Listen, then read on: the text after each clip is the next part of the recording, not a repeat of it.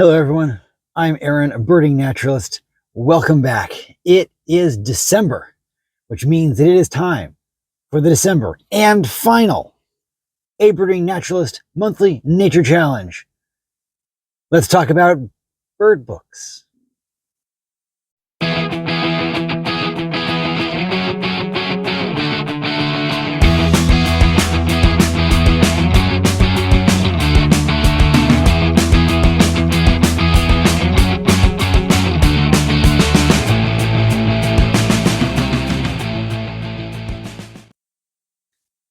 December is a cold month. It's rainy often. It's actually raining right now. We're in the midst of a bit of a storm here in Central California.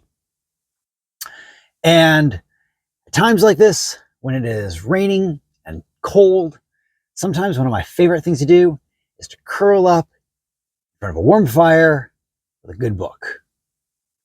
And so I figured that would be our monthly nature challenge. Read a book about birds. I don't specifically mean a bird book. I don't mean like grabbing a Sibley guide and just reading the Sibley guide. But read a book about birds. And in fact, you know what? I'll even broaden it beyond that. Not just birds, but nature. Read a book about nature for the month of December. And share it in the comments below. So I fully intended to make this an aspirational video for myself, like the book that I'm going to read is. But actually, I already read it. I read a book, this book, called Nature's Best Hope by Douglas Tallamy. Yeah, you're just going to zip through it faster than I expected. It was a very enjoyable read. It talks about the importance of replacing lawns with native plants and all the consequences that sort of can ripple out from greatly increasing the amount of native vegetation that we all have in our yards. I liked this book because in a lot of ways it was kind of, the concept was really simple, and it also had a bunch of very actionable suggestions. Like, do this, do that. Here's step one, here's step two. Avoid invasive species. Pick out natives that are local to your specific area. Reduce the amount of lawn, and reduce the amount of lawn by half. So it's even got target numbers. I really liked it for all those reasons. So yeah, very enjoyable book. I think maybe my only critique would have been that for background, Douglas Tallamy kind of cites a bunch of sort of the classics in conservation and biodiversity research. And in particular, he relies on Aldo Leopold and John Muir and E.O. Wilson. Those were all great thinkers in conservation. Each of those individuals had or is having a major effect on the way we think of conservation in the world. But there is a sort of bit of a bias there. Those are three white guys. And it was kind of interesting to see him rely on these particular sort of subset, which are sort of in many ways like the classic people to go to. And I get why he did it. But to not even acknowledge that, by relying on these kinds of people as foundation, there might be things missing. There might be perspectives missing. There certainly are voices missing. And there's no even acknowledgement of that anywhere in the book. The book came out in 2020. And so, yeah, I was just a little kind of surprised to see that. It was interesting to see just being completely overlooked as a source of potential bias, or just an acknowledgement of kind of the history of conservation. Not even a nod. But I don't think that's like a fatal flaw for his point or anything like that. I think that he makes the point well, and he relies on a lot of research by a lot of different people, that the way we do our yards, lawns, in sort of urban and suburban areas is not sustainable. It's actually quite harmful to a lot of the biodiversity of our regions. And there are definitely steps that we could all take to make our regions that we live in, urban and suburban, much more nature friendly, much more natural-ish. And so, yeah, I really like that. I really like his main points, and I really like his breakdown, the sort of way he approaches the topic, the way he talks about the impacts of native plants for insects and the sort of rippling effects that insects have on the rest of the ecosystem.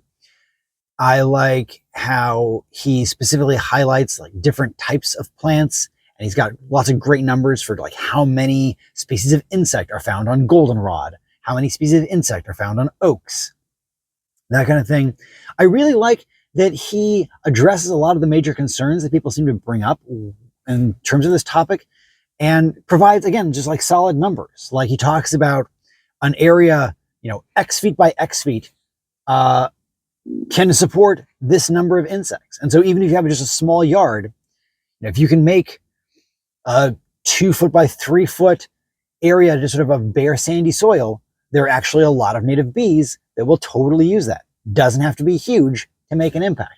And he really leans into the idea, and this is something I really like, the sort of think global, act local mindset of, look, your front yard, my front yard might not be very big. I don't own many acres of land. But even if I could take my small yard and do something with it, A, that benefits animals right off the bat, and B, it encourages other people, like my neighbors, to maybe take similar steps.